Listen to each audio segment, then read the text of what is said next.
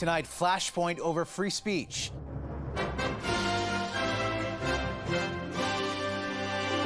The polarizing reaction after Jimmy Kimmel's show is pulled off the air. You can't go around firing somebody because you're fearful or trying to suck up to an authoritarian criminal administration in the Oval Office. He was fired for lack of talent. And exploring what Canadians can say in their workplaces. Also, what the FBI director said about suspected terrorists entering the U.S. through Canada. What happened when we asked the agency to back up its claims?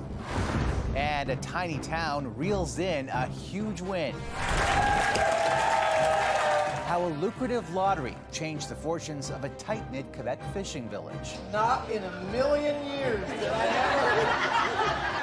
ever even dream of coming here and doing this.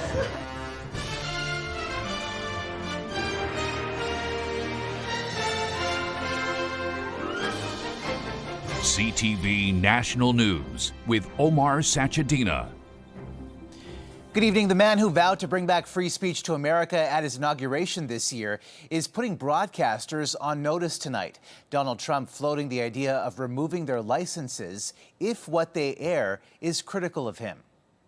The U.S. president's comments coming a day after Disney indefinitely suspended Jimmy Kimmel's show for remarks he made in the wake of Charlie Kirk's killing. CTV's Heather Wright starts us off with the fallout.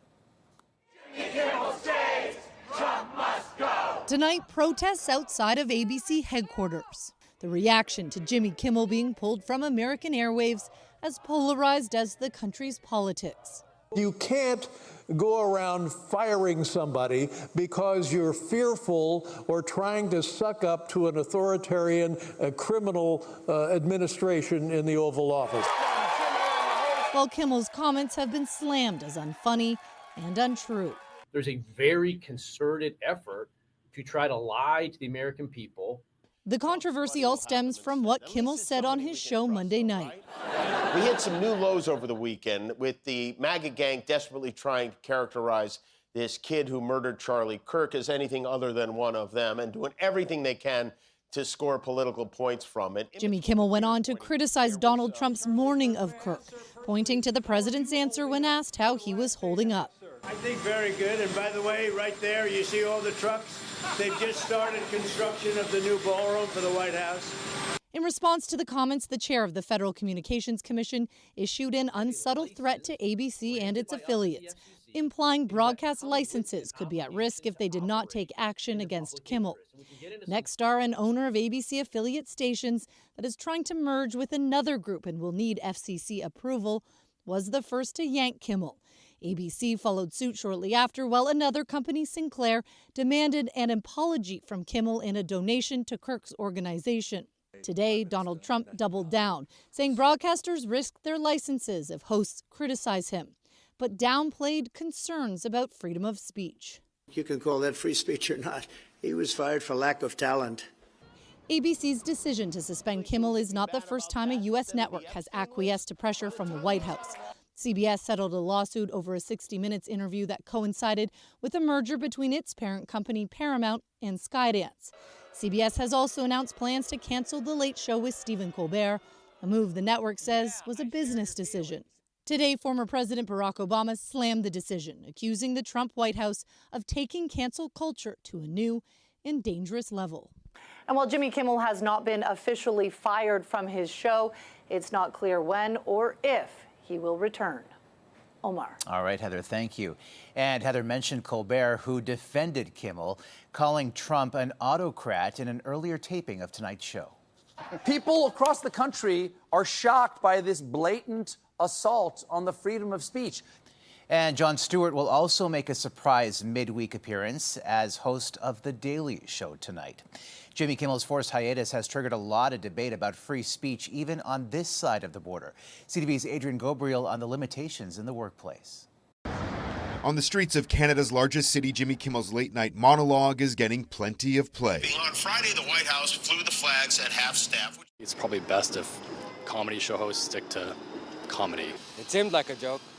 He's a comedian, so it makes sense for comedians to make jokes. As an American here in Canada, you're concerned. Very concerned. America has a long tradition of free speech, and the First Amendment is still active in spite of Trump's efforts to dismantle the Constitution. Though in corporate Canada, free speech can come with consequences. I'm a free speech advocate, but I'm an employment lawyer and have to warn employees, if you're going to say something that is objectively awful or could embarrass your employer, don't. This University of Toronto religious studies professor has been put on leave after sharing what some deemed a controversial comment following the fatal shooting of right-wing activist Charlie Kirk. I bet you she'll be suspended for a very long time, and that will be upheld by an arbitrator. What might be offensive to you as the employer might not be offensive to me, so who's making the rules? The employer's making the rules. And it's not just what you might say while on office hours that could lead to your dismissal. It's what you say anywhere, on your social media feed, to a friend after work, to anybody. If it's going to get back to your employer and the employer finds it offensive, you will be fired. If it's objectively offensive, it'll be fired for cause. An additional warning from the employment lawyer we spoke with: in some workplaces across the country, there are individuals actively sweeping employee social media accounts and flagging if they find something they deem offensive. Omar. All right, Adrian, thank you. Under attack by Donald Trump's tariffs, Canada and Mexico presented a united front, agreeing to deepen economic and security ties. CTV's Judy Trin has the details on the deal from Mexico City. Targeted by tariffs, the Prime Minister and Mexico's President, Claudia Sheinbaum, are standing together as Donald Trump begins to unravel CUSMA, the existing North American trade agreement. Of course, we are going to cooperate directly as we always have. CUSMA, USMCA, is strength together. As the U.S. consults Americans on what to renegotiate, Mark Carney and Sheinbaum signed a strategic partnership to prioritize the development of long-term infrastructure like ports, rail, and energy corridors. They'll work closer together to combat transnational organized crime and fight drugs and human trafficking. Meanwhile, in Halifax, the U.S. ambassador accused Canada of walking away from a grand deal outside of CUSMA. It encompassed defense, autos, steel, critical minerals, and AI. Okay, but in terms of as a president would probably say, one big, beautiful deal, agreement, right now it looks like that's not on the table. Until this point, that bigger deal that's in the interest not just of the United States, but in the interest of the Canadian people is not on the table. But it's still possible. Canada has dropped most of its counter-tariffs against the U.S., while Mexico didn't retaliate. Both Carney and Sheinbaum hope that the ties they forge here will put them in a stronger negotiating position when the Continental Trade Agreement expires next year. Omar. Judy Trin in Mexico City tonight. The U.S., which has blamed Canada for failing to curb the flow of fentanyl into the U.S., today also claimed Canada was responsible for another unwanted export. Since becoming director, there's been a sharp decrease of border crossings for known or suspected terrorists from the southern border. But unfortunately, there has been a sharp increase of known or suspected terrorists entering through our northern border. And so what I'm trying to do is work with our northern border states and our interagency to tackle that problem. Other than what you outlined. FBI Director Kash Patel made the comments in a congressional hearing. CTV News asked the FBI to back up the claims, but in an email, the agency said it had nothing to add to Patel's congressional testimony. Overseas, U.S. President Donald Trump told British Prime Minister Keir Starmer today that the military could be used to stop illegal migration to control its borders as he wrapped up his state visit.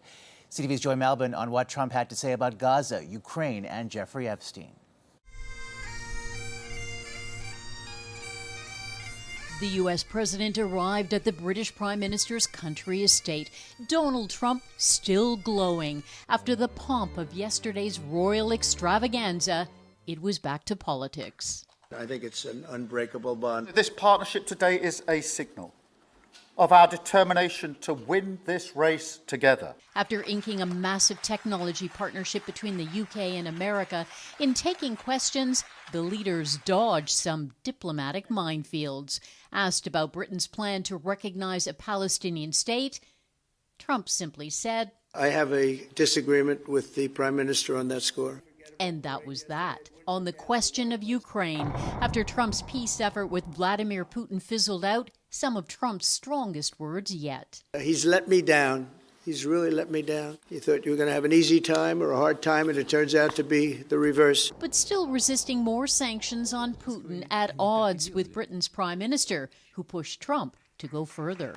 Putin has shown his true face, mounting the biggest attacks since the invasion began. And one of the thorniest questions about convicted pedophile Jeffrey Epstein haunting the president even here. The scandal also involves the just-fired British ambassador to Washington, Peter Mandelson. I don't know him, actually. I had heard that. The British Prime Minister couldn't help but smile, managing to contain the often unpredictable president while strengthening ties between two nations. After one of the largest royal rollouts for a U.S. president, some British commentators praised the state visit as a diplomatic coup. Others, not so kind. Omar? CTV's Joy Malbin in London. The UN says more than 250,000 people have been forced to flee Gaza City in the past month as Israel pushes on with its new offensive. This comes as a UN official says new waves of mass displacement are underway, with 60,000 people fleeing the area in just 72 hours earlier this week. Israeli forces continue to order residents to head south as they attack. Many are reluctant to leave because of the dangers along the way and a lack of food. Israel says taking control of Gaza City is part of its plans to defeat Hamas. Meanwhile, 2 Israeli soldiers were killed in a shooting and a stabbing at the West Bank and Jordan border. The UK's top spy agency, MI6, is launching a new online portal on the dark web to entice new recruits, especially from Russia. Called the Silent Courier, this new secure messaging platform will allow anyone from anywhere in the world to privately contact the spy agency with any information relating to terrorism or with intelligence. The platform aims to strengthen national security by making it easier to recruit potential agents. The portal opens tomorrow with instructions on MI6's verified YouTube channel. And dramatic video showing a truck carrying a load of logs crashing into a lake in BC when the ground beneath it suddenly gives way. WorkSafe BC says the company that owns the truck violated the law by operating it on a beach that could not support the truck's weight. The driver escaped unharmed. In Vancouver, critics are calling out a decision to destroy what they call a 400-year-old piece of the city's history. CTV's BC Bureau Chief Andrew Johnson explains. We can determine where a tree becomes rotten. They're knocking on it and drilling into it. And I'm taking a core sample so that I can actually look and determine and measure the depth of decay. Trying to determine whether this giant Douglas fir was a danger. This tree risk assessor says no. I haven't found any indicators of danger in this tree so far. The 2 experts were hired by the Stanley Park Preservation Society, which is upset over the removal of the old-growth tree it says has been standing for roughly 400 years. And it's just devastating. There have been many critics of the forest management strategy in the park. More than 10,000 dead or dying trees have been removed over the past 2 years following a hemlock looper moth outbreak. The city says they're a risk to the millions who visit Stanley Park each year. But the Preservation Society says this giant now laying on the forest floor is an example of an assessment process that is flawed. All we want is for these trees to be individually assessed, and if they're dangerous and will in fact tip over and kill somebody, then we have no problem removing a couple of hundred. The Vancouver Park Board isn't providing an interview, but its explanation is the tree was removed after an August rainstorm, which it says left large chunks of bark hanging precariously over this walking trail, posing a significant risk.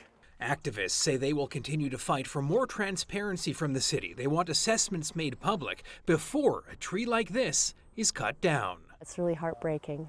Andrew Johnson, CTV News, Vancouver. Coming up. complete shock.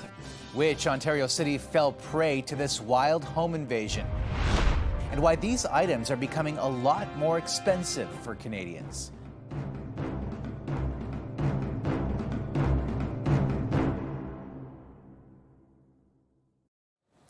According to a leaked memo to the Canadian press, Alberta's premier is set to invoke the notwithstanding clause on 3 laws that affect transgender people. Introduced last year, they set out rules for students wanting to change their names or pronouns in school, ban transgender girls from taking part in female amateur sports, and limit gender-affirming health care. The laws have faced legal challenges. In the memo, government departments are being asked to gather information to support the premier's directive to amend the laws using the clause next month. And quite the scene in Vaughan, Ontario, where a pack of wild coyotes invaded this homeowner's driveway, appearing to fight over scraps of food. Another found its way into a backyard, targeting a small dog. Sightings in the city north of Toronto have soared to nearly 400 so far this year. Local officials saying they're looking into hiring licensed trappers to help deal with the problem. Well, clearing your driveway of snow this winter could put a big chill on your wallet. Tariffs are driving up the cost of snow blowers and other equipment. By how much? CTV's Paul Hollingsworth has been doing the math. Lawn mowers, snow blowers, trailers. Many of these items are becoming more expensive. Because we sell products that are made of steel and aluminum, quite a bit of that in the componentry of the equipment. Most of these machines are produced south of the border, but they are made with steel and aluminum parts from Canada, which are subject to a 25% import tariff by the U.S. Store owner Derek Forgeron says some of that cost will be passed on to consumers. Are starting to come up around 10%. Anticipating possible supply chain issues brought on by tariffs, Derek Forgeron has stockpiled tools, equipment, and machinery. By doing that, Forgeron has put financial strain on his company. If it all leads to more price increases, he's worried it could drive customers away. There's always that fear when prices rise that you're going to have a consumer not spend because they just can't afford it for whatever reason or can't justify it. Dalhousie University professor Dan Shaw says tariffs have caused price instability, confusion, and fear. Customers have reference prices in their head for what they're going to pay for different products. And as prices continue to climb because of tariffs, Shaw says customers may choose to be more careful and spend less. Paul Hollingsworth, CTV News, Halifax.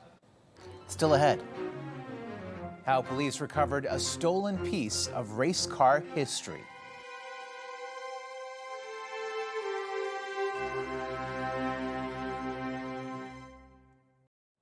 One of Canada's greatest curling stars is hanging up his broom.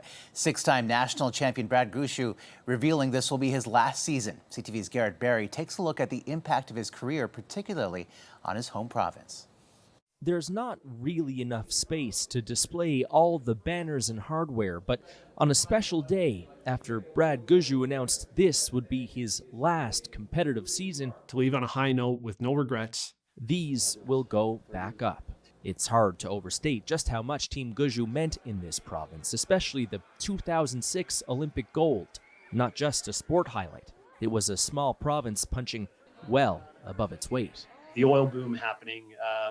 Our premier at the time, Danny Williams, had kind of changed the mentality of the province. And then we came along and won an Olympic gold medal, and we became the face of that.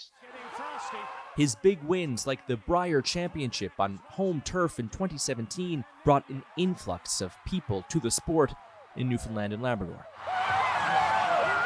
I've been doing curling work around this club for 20-something years, and from what it was then to what it is now, like we've probably tripled in size. There's no room for anything here. All told, he won 6 national titles, 15 Grand Slams, and represented the country twice at the Olympics, taking back a gold and a bronze medal. His team brought so many in Newfoundland and Labrador along for that ride. I think people wanted something to cheer for, and it just happened to be our team, and we embraced it. We had no clue what we were doing when it happened. We're pretty lucky to be where we're from and have the support. Gushue's swan song will be here in St. John's when the Brier returns later this season, and he tries to capture his 7th national title. Omar. All right, Gareth, thank you. And on the West Coast, Vancouver police have recovered a cherished piece of stolen racing memorabilia from the BC Sports Hall of Fame. This helmet belonging to Indy car driver and Maple Ridge, BC native Greg Moore was stolen on September 3rd. Investigators used security video to identify suspect now arrested. Moore wore the helmet when he won the Rio 400 in 1998, a year before his death in a race at the age of 24.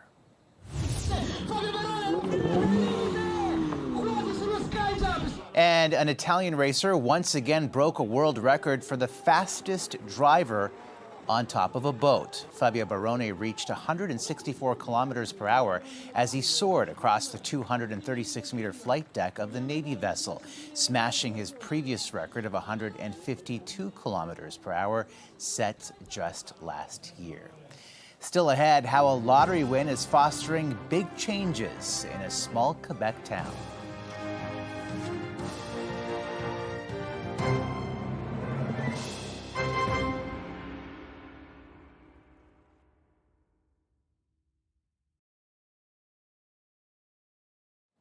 A small Quebec town has won big, and now 14 people are sharing a $50 million prize. And CTV's Geneviève Beauchemin traveled to meet the winners. Bonne-Espérance is a postcard pretty small fishing village that hit the jackpot. And marking a first in its history, Lotto Quebec chartered a small plane and invited journalists, big checks in hand. Just about all of the village's 500 souls gathered to celebrate the $50 million win. Not in a million years. A moment, as the mayor said, that will mark the history of Bonne-Espérance. It's at St. Paul's General Store, a few kilometers away, that the ticket to the Good Life, well, to 14 good lives, was sold. The retailer gets a commission. That's this check. And Della Spingle, who owns the store with her husband, is also among winners. Oh, there was lots of screaming and yelling and yahoo. The group organized by the General Store has been together for nearly 20 years, winning very little over the years. And so there was a lot of disbelief when a chain of calls started to reach the winners. And as one might expect, news spread fast. I was just completely frozen. I was shaking. The winners began to gather at the General Store. Between 14 of you, you won $50 million. Oh my God! It's 3.5 million each. That's Carolyn Sims, with 11 children to spoil, who still can't believe there's a check to her name that size. It's hard to imagine. It's emotional. Yeah. It changes your life. For the good. Then there's Loretta Cabot Griffin. They retired from the fish plant. 4 winners live on the same street. They've now dubbed it Millionaires Row. And so, as they say, winning the lottery won't change the world, but it is certainly transforming Bonne-Espérance. Geneviève Beauchemin, CTV News, Bonne-Espérance, Quebec. Seems like a great gang and great to see those smiles. That's a snapshot of this Thursday. Heather is here tomorrow. For all of us at CTV National News, thank you for watching and good night.